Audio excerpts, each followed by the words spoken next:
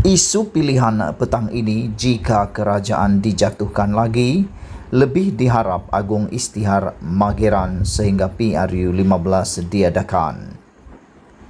Berikutan, Mahyadin Mat Yassin tidak lagi menyembunyikan hasratnya untuk kembali jadi Perdana Menteri sebagaimana disahkan oleh Tun Mahathir Mohamad dalam pertemuan kedua-dua mereka. Di sisi lain, ia adalah ancaman secara langsung kepada kedudukan kerajaan yang ada sekarang. Selain Tun Mahathir selaku pengerusi pejuang, turut ditemui Mahyadin ialah pengerusi PH Anwar Ibrahim dan juga Presiden Warisan Safi Afdal yang dihubungi melalui telefon. Walaupun setakat ini semuanya nampak menolak hasrat Mahyadin itu, tetapi tidak mustahil ia akhirnya menjurus ke arah menggerakkan hati Presiden Bersatu itu untuk bertindak menarik sokongan terhadap kerajaan. Motifnya tidak lain ialah agar Ismail Sabri jatuh sebagai Perdana Menteri yang akhirnya akan memaksa pemilihan Perdana Menteri baru dibuat sebagaimana sebelum ini.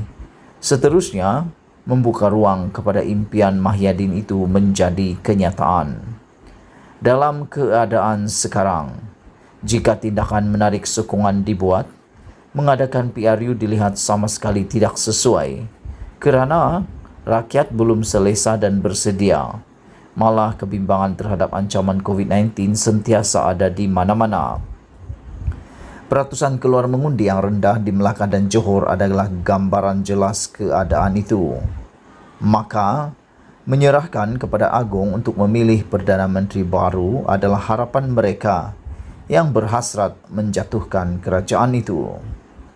Lebih-lebih lagi, bagi Mahyadin dan Bersatu, hanya dengan berjaya mendakap kembali jawatan Perdana Menteri sajalah dilihat sebagai satu-satunya pilihan untuk mendapat kembali nyawa menghadapi PRU 15 nanti. Sebagai imbasan, sejak PRU 2018, negara telah menyaksikan 3 Perdana Menteri bertukar tangan. Berikutan, kegairahan politik jatuh-menjatuh yang tidak berkesudahan. Perlukah jika Ismail Sabri dan kerajaan dijatuhkan kali ini, Perdana Menteri baru dilantik sekali lagi? Jika kita tentu pandangan pelbagai lapisan rakyat, tidak kira orang kampung, komuniti perniagaan, profesional atau kelas pertengahan, secara umumnya mereka tidak mahu lagi melihat berlakunya kemelut dan pertukaran Perdana Menteri sebelum tibanya detik PRU 15. Bagi mereka, biarlah penentuan mandat rakyat dan perebutan kuasa untuk menjadi Perdana Menteri itu dibuat ketika pengundian PRU 15. Itu pun tariknya yang sesuai, bukanlah sekarang. Sekarang masih di fasa awal endemik dan semua orang lebih memikirkan soal kehidupan dan bagaimana untuk mengisi semula poket yang sudah kering dan berlubang-lubang. Tetapi, jika menjatuhkan kerajaan juga, yang akhirnya menjadi pilihan para politikus yang rakus dan tamak itu, apalah daya rakyat untuk membantahnya. Selain mengharapkan tiada PRU diadakan dalam waktu terdekat ini, harapan mereka juga ialah agar Agung tidak sama sekali melayan sebarang cubaan untuk menukar Perdana Menteri.